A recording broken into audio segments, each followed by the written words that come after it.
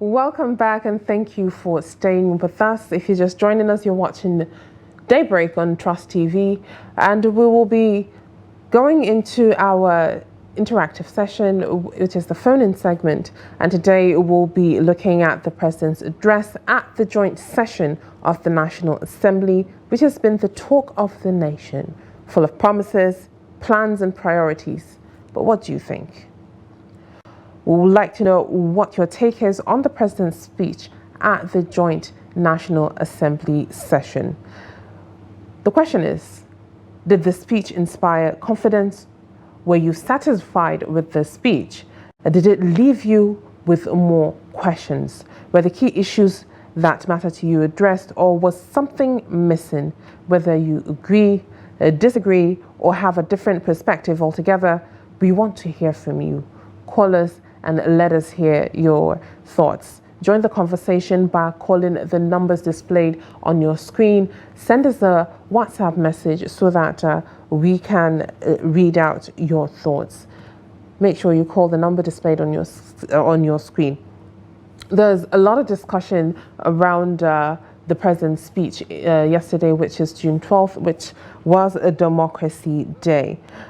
The first discussion was it wasn't like the usual, address that is usually done for Nigerians or to Nigerians, which is the early morning speech at the crack of dawn, 7 a.m., where he will address the nation, and that will be that. But for yesterday's address, he made the address at the joint National Assembly session, given a speech, and a couple of things happened along the way. During the speech, he addressed Nigerians first off by thanking, the past leaders, past activists, journalists, and politicians as well for their contribution towards the success of democracy in Nigeria. And after that, he went into, should I say, a little bit of political rant where he spoke about the defection, should I say the mass defection that's happening, moving from the opposition into the ruling party, which is the PDP, and him talking about Nigeria not being able or should not be a one-party state. After that, he moved along into talking about development, social development, and the economy in Nigeria. He noted that they're putting things in place to make sure that there's economic and social development. He spoke about the maximum growth of the alien economy, making sure that it is reformed, and said that the GDP grew by 3.5% in 2024, which is highest growth in over a decade, according to what he said. And he noted that inflation is easing gradually. But then there are a couple of things that when it is said, you would have to look at its actuality. Is that what is really happening in the nation? Are the people really feeling that impact of a reduced inflation? And after that, he has spoken about a lot of things that happen, that's going on or that are going to be put in place. One thing that really caught my attention is him saying that we have safer highways. That is, I would say, very questionable due to the fact that there are lots of things going on due to insecurity in Nigeria, which needs to be tackled with quite seriousness. We have our first caller on the line. Hello, good morning. Good morning, Hauwa. This is Shettima. Yes. Good morning, Shettima. How are you doing? And how is your celebration of Democracy Day? And what do you think about the President's speech yesterday? Well, the democracy, they celebrated democracy. But we, the masses, I think there is nothing for us to celebrate. So they do at their own end as a politician.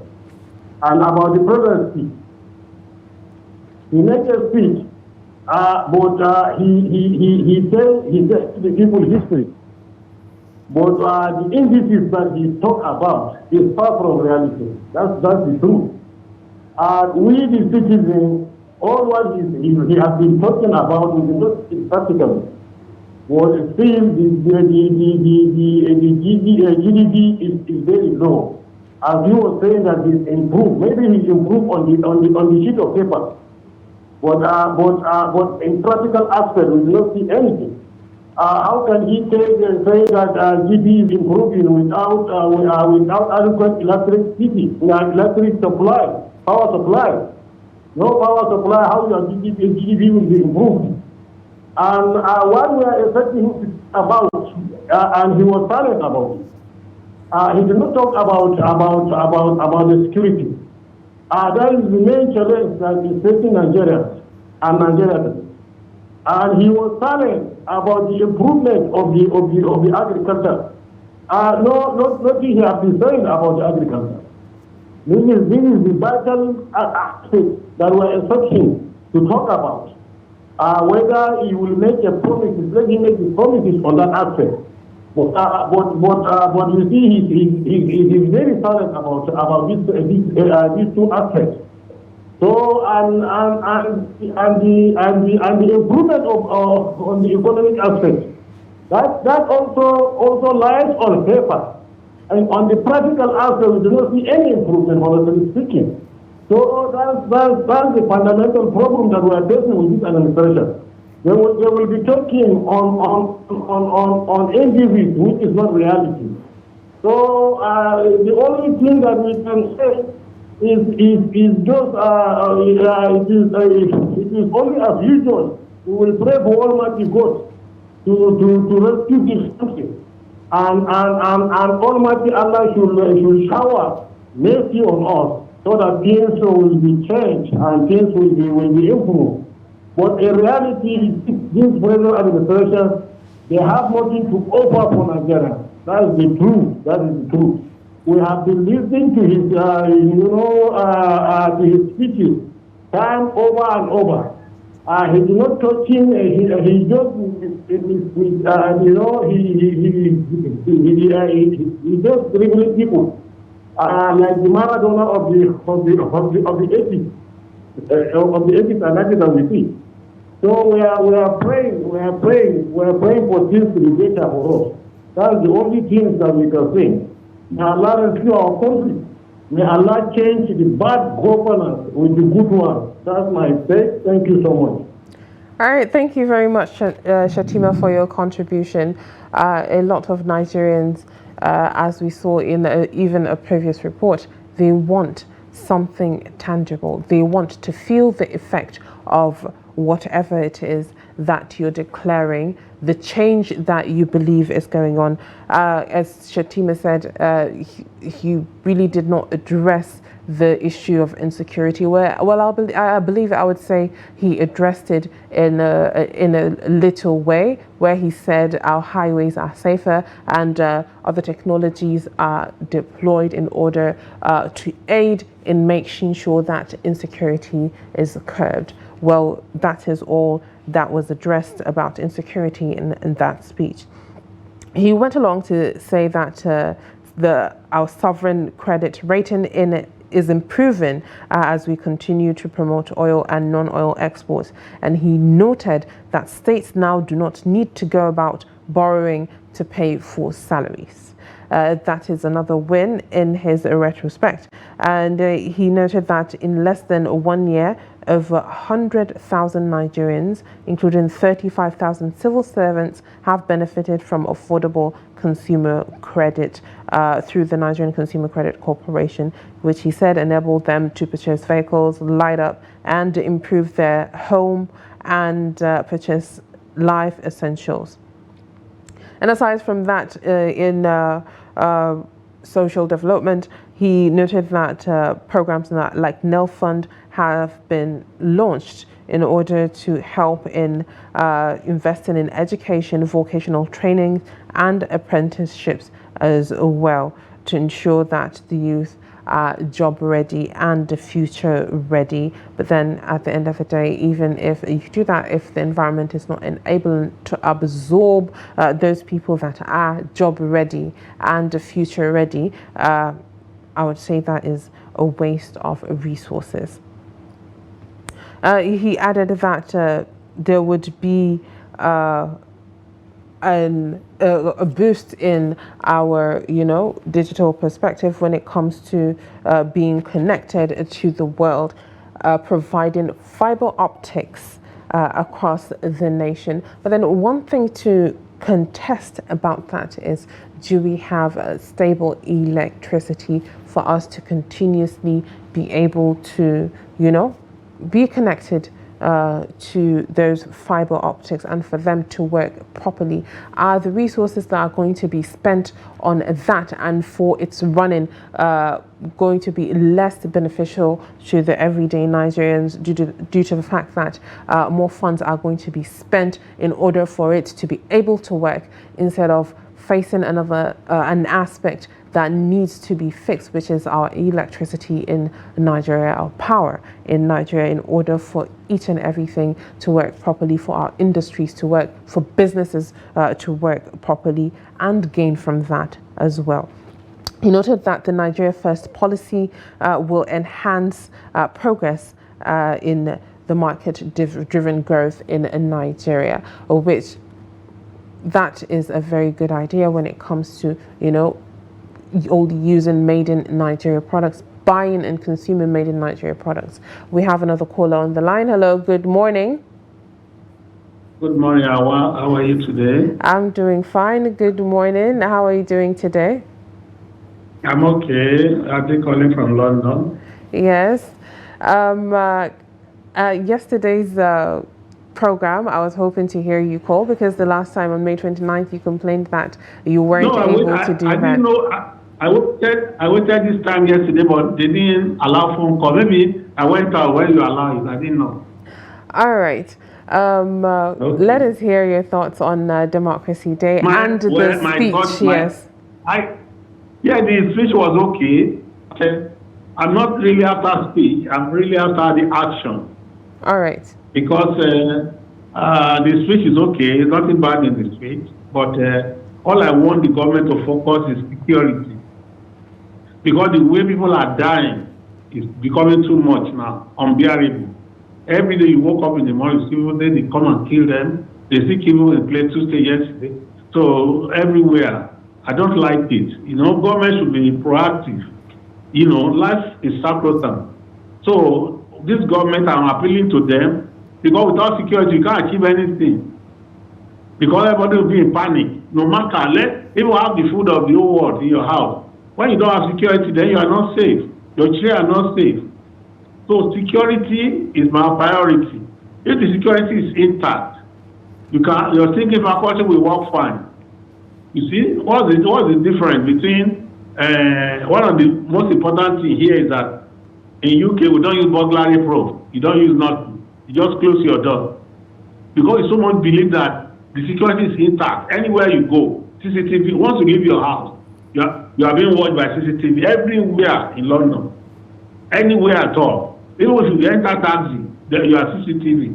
So, but I know that Nigeria will still get to that level, but what they can still do to protect the innocent citizens, they should do it. Because when we have security, then you can be all right. Then secondly, the state governor and the local government are receiving direct funds from the federal government. They should take care of their local. They should not rely on the president. No, let the local government do their job. Here, it's local government that give us house, that deal with us here. The central government only gives money to the local government. So local should take care of themselves. Then the state government, they should do something for the state. That's what they should do. They should play their own role. Not to rely on the president for everything. No, it doesn't work that way. Lastly, for this point, my advice to my fellow Nigerians is that the lifestyle we are living 20 years ago, 10 years ago, we can no longer live it now. Things are changing all over the world. So you cannot expect us to go back to the same way. In UK, before, when you have 5 children, they will give you child benefit for the whole 5 children. And it's a lot of money. But the last government said, no, your 2 children will only entitle to it. If you like, have 20 children. So that is biting harder. And people now, they don't give back like that anymore because there is no child benefit. You only have two. So things are tough everywhere. You cannot live a lifestyle we used to live before. No, things are changing all over the world. So that is it. God bless Nigeria. God bless Trust TV. All right, thank you very much, Ajay, for your contribution. And he addressed Nigerians, calling them to wake up and make sure that you are doing things to your own benefit as well. So, as on the matter, we're talking about the president's speech at the Joint National Assembly. What is your take on it? Were you satisfied with the speech? Were you inspired? Did it inspire confidence in the government? Let us know. Make sure you call us so that we can hear your thoughts. We have a caller on the line. Hello, good morning.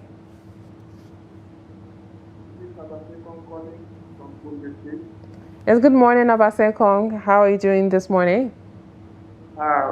Very cool, calm. We had a very heavy rainfall last night. We are appreciating God for that. All right, that's great. What are your thoughts on the president's address at the National Assembly? Sincerely speaking, the president spoke well. I viewed their television from 6 till 4. I did not miss any of the beats. And though I did not call, but I decided to watch everything. And I was so much impressed with his speech. But where I really became more kind of happy was that Kensaro was recognized. This was the man who was denied. He was killed because of speaking the truth, just like Trust TV always on ground to speaking the truth. This man, if you go to Ogoni's land, hardly can you see a car moving there. All they have is bicycle moving on the street because it's impoverished by a lot of things. So the president did so well by ensuring that the man was recognized and his killing was not justified. I really want to appreciate God. And I also want to add here that life is politics. Everything we do is politics, but we must synchronize them. We must the shaft must be, the grain must be removed from the shaft. I also want to add here that most of us we are heading to doom. Why am I saying this? If we are not doing the right thing, we are heading to doom. And that's why I just want to appreciate that I heard what you said about London. Formerly, you have 10 children, 5 children, government takes care. Now, nothing like that. So, back in Nigeria, people that married 4 wives, 3 wives, this is the time for them to have a rethink. If not, they are heading to doom. Why must you marry 4 wives now that you know that these are difficult? I also want to add that any law that forbids the people to speak the truth is the shackle of slavery. That means that government has enslaved us. So we must resist that government. We must completely resist that government. And I also want to add here that we are to uphold what? Our democracy, the value of our democracy. Because President Tinubu and his lot, they really uphold this democracy we are enjoying today. They fought for it. They fought for it. And that is why God has decided to pay him by making him the president of this country. He really fought for it. And I really appreciate that. What did he do? Those people that really, like Pariwani and all those, he gave them award. Even in their death, he gave them award. I really appreciated that. So, round it up, I want to say this. We are more than this. We Nigerians, we are more than this. We need the best for this country. We need the best for ourselves. Don't label us as slaves. We should not be treated as slaves. We reject that evil label. Nigeria is not a It's not a country that is an outcast. We are not outcasts. We are not, and we will never be an outcast. We are wonders and not wanderers. We are not wanderers. We are wonders because God created us to be wonders. We are wonderful people, lovely people, likely people, likable people. So we can never be wanderers. Enough is enough.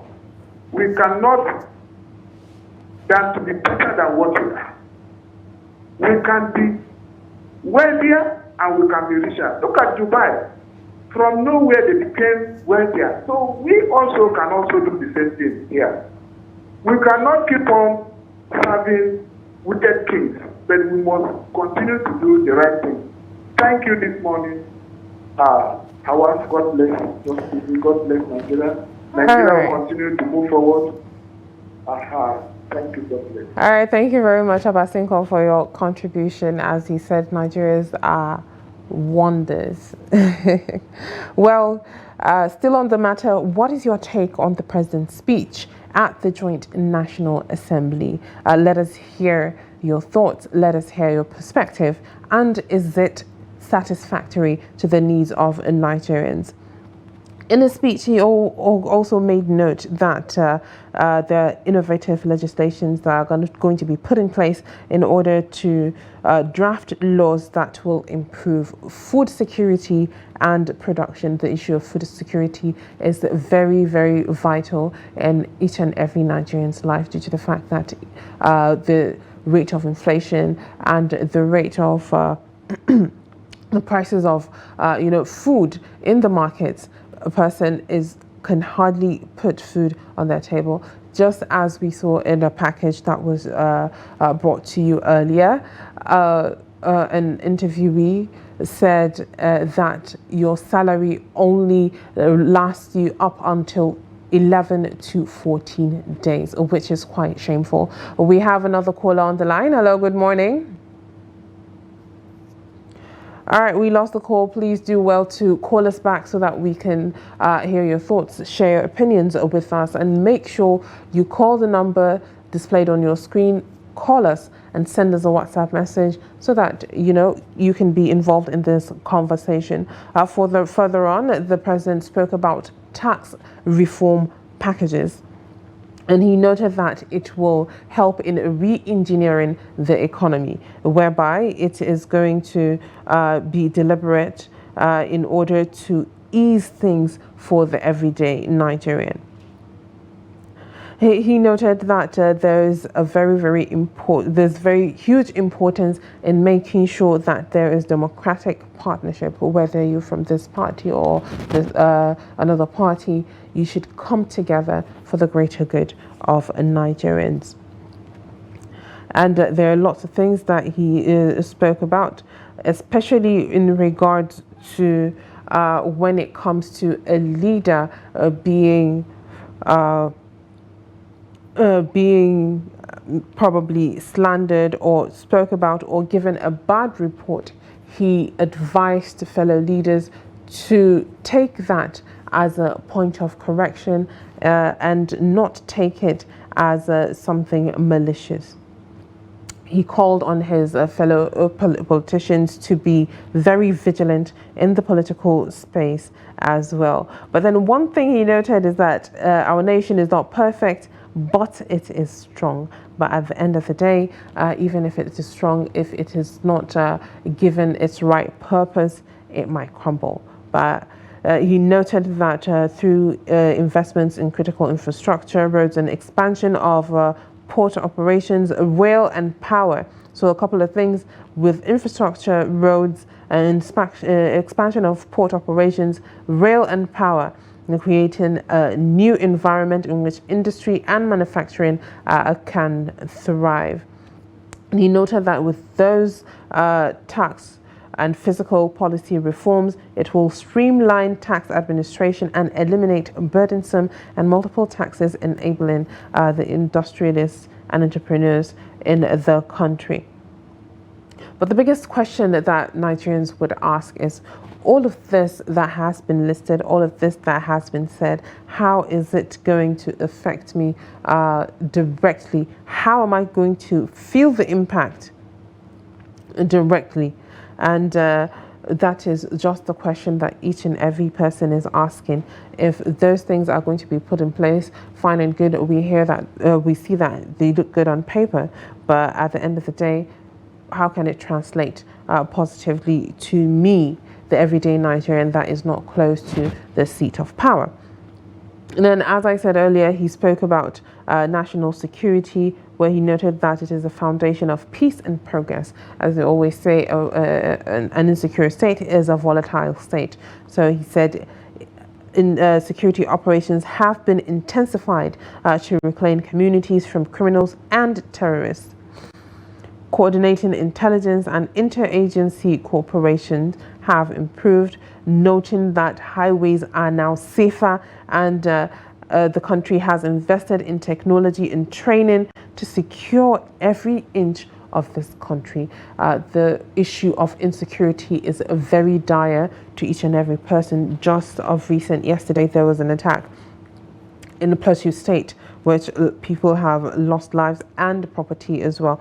And this has been going on for the past couple of months with a resurgence of insecurity in Nigeria, which is something that is needed as soon as possible to make sure that each and every Nigerian is safe. Nobody should be scared in their homes, nobody should be scared in their community, and nobody should be scared of the people that are around them. And he thanked the men of the men and women of the armed forces for their bravery in service to the nation. And that in itself, the men of service, men and women of the armed forces of service are supposed to be provided for with the needs that they have when it comes to proper remuneration, or when it comes to their facilities and the equipment that they need to use in order to keep the country safe and secure. He noted that there are lots of achievements that have been made, especially when it comes to democracy, and through that he honored, he conferred a posthumous national honors and on a couple of people that have contributed to the journey of democracy in Nigeria, to its excelling in the country. But then there are lots of contradictions where a lot of people have said that Nigeria has regressed in democracy. But then that is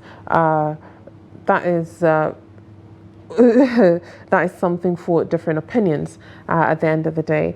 But we will be going on a short break. Make sure you stay with us. We'll be right back.